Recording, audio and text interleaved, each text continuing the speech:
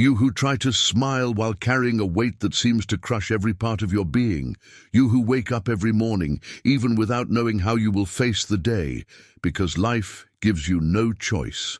There are bills that come mercilessly, harsh words that echo in your mind, and the look of those you love, full of questions that you don't know how to answer. Perhaps you feel like someone lost in a storm, without an anchor, without direction, being tossed from side to side by forces you cannot control. Today, I want you to know that God sees you. He sees the exhaustion in your eyes, the tremor in your hands when you try to hold everything without letting it fall. He sees the tears that you do not allow others to see. He knows the moments when you think about giving up, about leaving everything behind. But I need to tell you, with all the weight of the truth, giving up is not the way. When I look at what I went through, at the days when my faith was crushed under the weight of circumstances, I remember the despair I tried to hide. The debts were like a bottomless abyss. The people who once trusted me began to leave, and every report seemed to scream that I had failed. It wasn't just a feeling, it was real. I felt like someone sinking, holding my breath and waiting for the moment when everything would end. I began to question God. Could it be that everything I believed was false? Could it be that those promises He made to me were just echoes of my own imagination?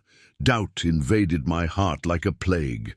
I felt alone, abandoned, and at the bottom of the pit, I began to think that maybe the best thing would be to end it all. There was no more hope, but it is exactly at the darkest point that God speaks. He does not come with shouts or thunder.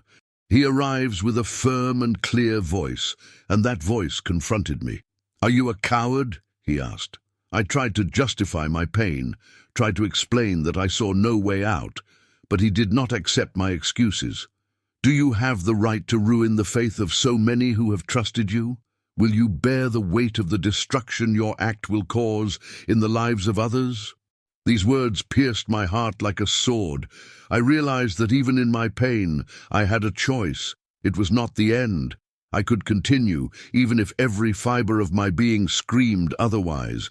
God did not call me to give up. He called me to persevere. And that is what I want to say to you now. You also have a choice. I know there are days when the voices of doubt are too loud. They say you are not enough, that there is no way out, that it is better to leave everything behind. But those voices are not the truth. The truth is that you are loved, that you are called, and that God has a purpose amid the chaos you are facing.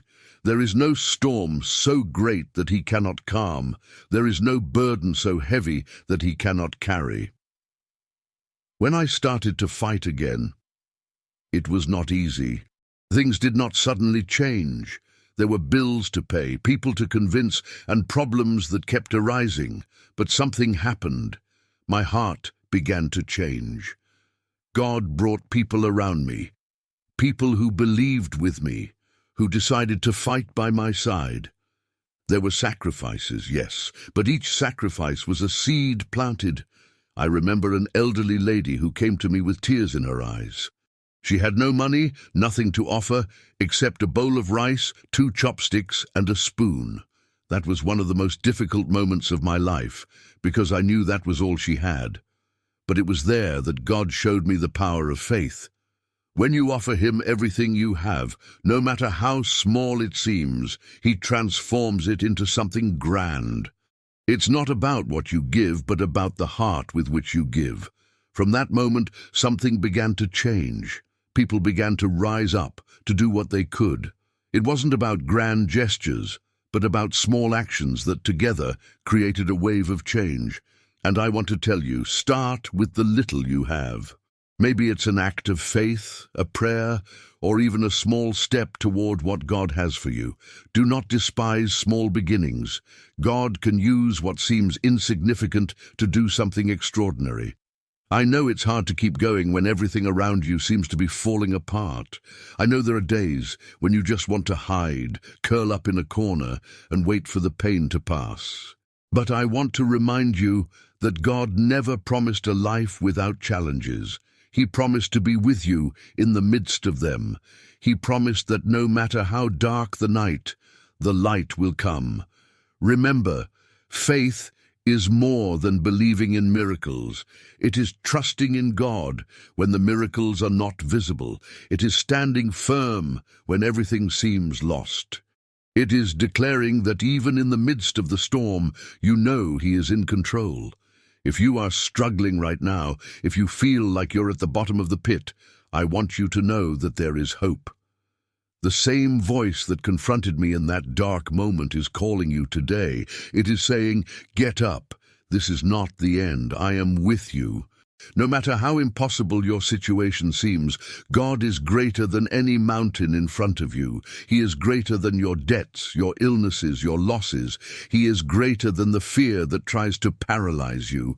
Today, do what I did at that moment. Get on your knees, cry out, pour out your heart before God. Don't hide your pain, your doubt, your anger. He can handle all of it. And when you do that, something will begin to change. Not immediately maybe, but gradually you will see that He is working, opening doors, raising people, and preparing the way for victory. I don't know what you are facing, but I know who the God that is with you is. He is faithful, He does not fail, and just as He lifted me up, He will also lift you up. What He asks of you today is simple. Don't give up. Take one step and then another and another. Keep walking, even if it's hard. He is with you, and in the right time you will see that every tear, every sacrifice was worth it. As you walk through this valley of shadows, I want you to listen carefully. There is something powerful in persisting when the world tells you to give up. And this persistence, this almost irrational act of faith, is where God begins to operate the supernatural. He doesn't reveal Himself in the calm surface of the waters. He manifests when the sea is raging, when the boat seems about to sink.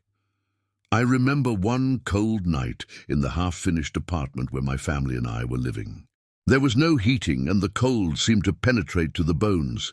In that cutting silence, while the world slept, I heard the voices of my doubts trying to suffocate my faith. They whispered, "You have no way out. You tried and failed. Admit your defeat." It was there that I learned the importance of silencing external voices to hear the voice of God. Have you ever been in such a moment? A moment when the weight of everything seems to crush your soul and you start questioning even the deepest promises of God. It is in that moment that He wants to speak to you, not in shouts, but in a whisper that cuts through the chaos and brings forth an unshakable truth. He is still in control. I fell to my knees on that cold floor and cried like a child. There were no words, just sobs. But even in that state of weakness, God was present. His answer didn't come as a magical solution. It came as a reminder of who He is and who I am in Him. He said, "You are my servant. Rise up. The battle is not over yet." It was in that moment that I realized something fundamental. Victory doesn't begin with circumstances changing around us. It begins with the change within us. Before God could transform the situation, He needed to transform my heart. I needed to let go of fear and doubt and embrace faith, even if everything around me said otherwise. When I returned to the church and shared my condition, something unexpected happened. God began to move the hearts of the people. Those who had strayed came back. Those who were discouraged stood up. There was something in the transparency of my struggle that inspired them to unite. It was a movement that was not born of human strategies, but of the Spirit of God working in each heart. There was a woman, an elderly lady, who came to me with trembling hands. She carried a small bowl of rice, 2 chopsticks, and a spoon. That was all she had. When she offered them, saying that she wanted to help, my heart broke. I almost refused, but she insisted with tears in her eyes. "Pastor, would God accept my offering? Would He accept something so small?" That felt like a punch to the soul. God used that woman to teach me that it's not the size of the offering that matters, but the heart behind it. From that small gesture, a fire began to burn. A businessman stood up in the congregation and said, "I want to buy these items." He paid an exorbitant amount for them, and then others started to move. Young couples decided to live with less, sold cars, gave up luxuries. People donated entire salaries, full of faith that God would use it for something grand. And so, little by little, the impossible began to happen. The money came. Not all at once, but enough for each stage. Every bill that seemed like a mountain was paid. Every obstacle that seemed insurmountable was overcome. And in less than a year, all the debts were cleared. What seemed like the end became the beginning of a new chapter. Do you know what God showed me during that time? That faith is like a muscle. It grows with resistance. If you never face a challenge, your faith will never be tested, never be strengthened. But it is in the test, in the difficulty, that you discover what you are made of. You realize that it's not your strength that matters, but God's strength working in you. Maybe you are facing a crisis right now. It could be a financial crisis like the one I faced, or perhaps something even deeper. A marriage on the brink of collapse. A child who has drifted away, an illness that seems incurable, and I know that in these moments, the last thing you want to hear is that you need to have faith. The pain is so overwhelming that it seems impossible to see beyond it. But I want to say something to you from the bottom of my heart. The pain is not your destiny. It is a process. A path through which God is leading you to strengthen you, to mold you. He is not indifferent to what you are going through. He is by your side, even when you don't feel Him. And He is preparing something greater than you can imagine. I know it is hard to believe this when you are in the midst of chaos. I know there are moments when you feel betrayed, as if God has abandoned you, but I want you to look at the cross, look at the sacrifice that was made for you. If God did not spare even His own Son, why wouldn't He take care of you now? Why wouldn't He provide for you? Allow me to encourage you to do something today. Take a step, no matter how small. Maybe it's a simple prayer. God, I can't, but I trust in you. Maybe it's an action, like calling someone and asking for help, or starting to do something you've been procrastinating out of fear. The size of the step doesn't matter. What matters is that you don't stand still. And as you take these steps, I want you to remember something important. You are not alone. Just as God raised people to help me, He will raise people around you. Look around. Ask Him to show you who can walk with you, who can support you, and don't be afraid to ask for help. There is power in unity, in community. When we come together, God does extraordinary things. Today you may be facing a storm, but know that the storm does not define your destiny. It is just a passage. And as in all storms, there is a moment when the winds cease, the waves calm, and the sun shines again. I know this because I have lived it. And if God did this for me, He will do it for you. So get up. It doesn't matter how many times you have fallen. It doesn't matter how weak you feel. Get up, not by your strength, but by God's strength in you. He still has plans for your life, plans bigger than you can imagine. And when you look back, you will see that every tear, every struggle, every sacrifice was worth it, because God was leading you to something much bigger than you could dream. When I look at you now, I imagine the silent battles you face. Some are visible, others are buried so deep that not even the people closest to you know they exist. But I want you to know, God knows each one of them. He sees the details, the fears, the failures you try to hide, the dreams you are afraid to revisit. And He is calling you today, calling you to get up, to trust again, to believe that the last word does not belong to your pain, but to the glory of God that will manifest in your life. Remember, faith is not an easy way out. It is not a magic formula that makes problems disappear instantly. Faith is a walk, sometimes hard, sometimes confusing, but always full of purpose. And what God wants to do in your life now is not just to free you from difficulties, but to transform you through them. He is not only interested in the destination, but in the process, because it is in the process that He shapes your heart, strengthens your soul, and prepares you for the next level of glory. I know how tempting it is to want everything to change at once. I myself have cried out so many times, "Lord, why does it take so long? Why can't the suffering end now?" But I have learned that waiting has a purpose. Every tear, every day of struggle is a seed, and the harvest comes. Oh, how it comes! But it comes at the right time, at God's perfect time, and not a moment before. When I think of that elderly woman who offered her bowl of rice, I remember how God used what seemed small to accomplish something so great.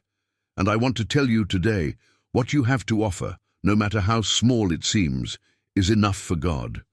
You may think, "But I have no strength, no enough faith, nothing to give." Let me tell you something. God is not looking for your perfection. He's looking for your surrender. He doesn't need your all. He needs your heart. When you give what you have, even if it seems insignificant, God multiplies it. That's how He works. He takes the small and makes something grand. He takes weakness and turns it into strength. He takes what is broken and creates something more beautiful than before. But for that, you need to take the step. You need to say, "God, here is all that I am. It's not much, but it's yours." There is something powerful that happens when you do this. God begins to move heaven and earth in your favor. People you never expected rise up to help you. Doors that were locked begin to open. Not because you deserve it, but because God is faithful. And His faithfulness never fails. You need to believe this today. You need to embrace this truth, not just as an idea, but as a reality that shapes your life. Because faith is not just believing God can do it. It is living as if He is already doing it. It is acting even when you don't see the results. It is standing firm even when everything around you seems to crumble. It is boldly declaring, "My God is with me," and that is enough.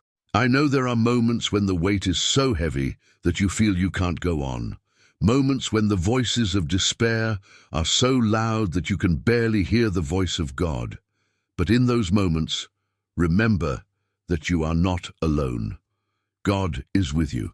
He is by your side, holding your hand, supporting you when you feel you can no longer walk. And more than that, there is a community around you.